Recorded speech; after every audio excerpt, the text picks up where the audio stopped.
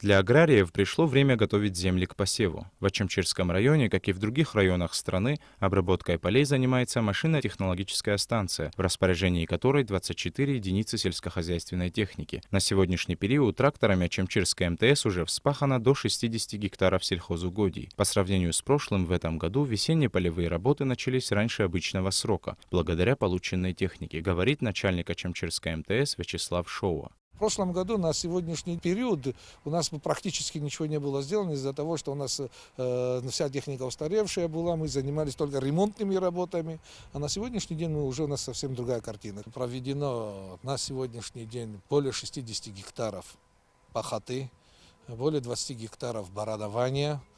Дискование у нас проведено около 6 гектаров. Но основной львиный удар уже начнется от апреля-мая. И я надеюсь, что мы сумеем его реализовать.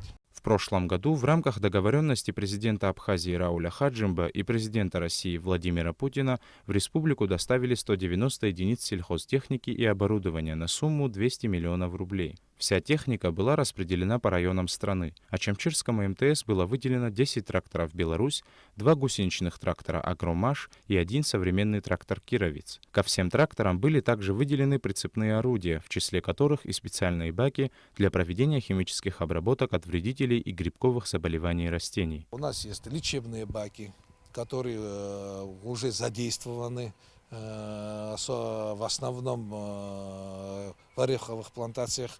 Но эти работы мы выполняем по заказу, когда население нас заказывает, и мы выезжаем, проводим те необходимые мероприятия. Для проведения лечебных процессов, вот это, которым мы сейчас с орехом занимаемся, министерством нам было выделено шланги, чтобы оборудовать вновь поступившие и старые, которые у нас баки были, тоже новыми шлангами, все было оборудовано, как бы у нас вот эти все наши 5 агрегат аппаратов, они готовые.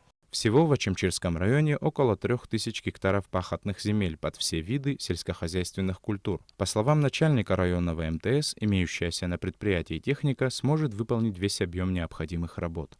Саид Джарсали, Алексей Баструков, Абхазское телевидение.